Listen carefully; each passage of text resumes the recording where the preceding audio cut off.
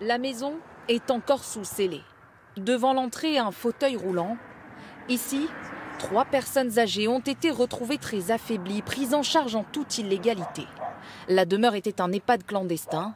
Il y a quelques années, attiré par le prix, cet homme a visité les lieux dans le but d'y installer sa belle-mère. On pensait que c'était bien pour la proximité, quoi. C'était triste, c'était vieillot. Ça donnait pas envie justement de laisser la belle-mère. Sur les façades, les panneaux de location ne permettent pas de deviner les services proposés. Mais sur Internet, peu de doute. Dans une annonce encore en ligne, la femme de 69 ans propose une ambiance familiale avec infirmière, médecin et kinésithérapeute pour 1 300 € par mois. Jointe par téléphone, elle nie en bloc les accusations de maltraitance. Allô ? Oui, bonjour madame. Mon avocat m'a dit, ne dis rien pour l'instant, je dis rien, j'attends. Parce que vous présentiez cela comme une colocation avec des seniors. Est-ce que c'était bien ça dont il s'agissait pour vous ? Bah bien sûr. En 2019, une structure identique avait déjà été fermée par les autorités.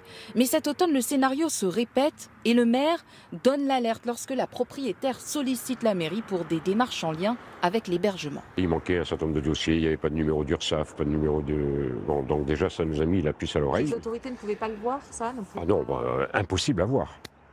Alors, regardez, vous venez aujourd'hui, c'est la journée, vous ne voyez pas, c'est à l'intérieur.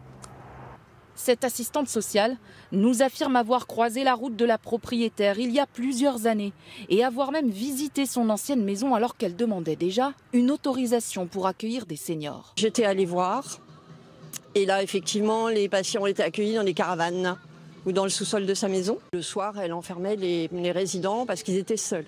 Elle n'habitait pas sur place à l'époque. L'enquête qui est en cours doit encore déterminer les conditions exactes dans lesquelles vivaient ces personnes.